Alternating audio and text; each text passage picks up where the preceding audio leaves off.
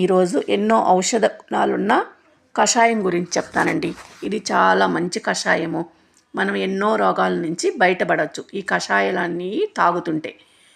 ఈ కషాయము శ్వాసకోశ ఇబ్బందులు ఉండే వాళ్ళకి, దగ్గు, గొంతు నొప్పి, గొంతులో ఇన్ఫెక్షను, ఆస్మా ఉండే వాళ్ళకి ఈ కషాయము చాలా పనిచేస్తుంది. గర్భవతి స్త్రీలు ఎక్కువగా వాంతులు చేసుకుంటుంటారు.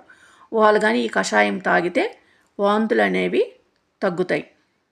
దీనిలో విటమిన్ సి ఎక్కువగా ఉంటుంది. ఇది రోగ నిరోధక శక్తిని పెంచడానికి చాలా ఉపయోగపడుతుంది. షుగర్ని కంట్రోల్లో ఉంచుతుంది. తలనొప్పి ఉండేవాళ్ళు ఈ కషాయం తాగితే తలనొప్పి తగ్గుతుంది. ఇది ఉదయమైనా తాగొచ్చు, సాయంత్రమైనా తాగొచ్చు, పనుకోబోయే ముందైనా తాగొచ్చు ఈ కషాయాన్ని. అసలు ఈ కషాయం ఏమనుకుంటున్నారు? నిమ్మాకుల కషాయం అండి.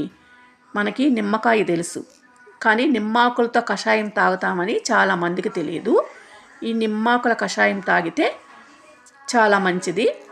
అసలు ఈ కషాయాన్ని ఎలా తయారు చేసుకోవాలంటే, ముందు ఒక గ్లాస్ వాటర్ పోసి, వాటర్ బాగా మరిగినాక ఆకులు వేసి ఎక్కువసేపు ఉడకనివ్వకూడదు. 1 నిమిషం ఉంచేసి మనం మూత పెట్టేయాలి, ఆవిరి బయటికి పోకుండా.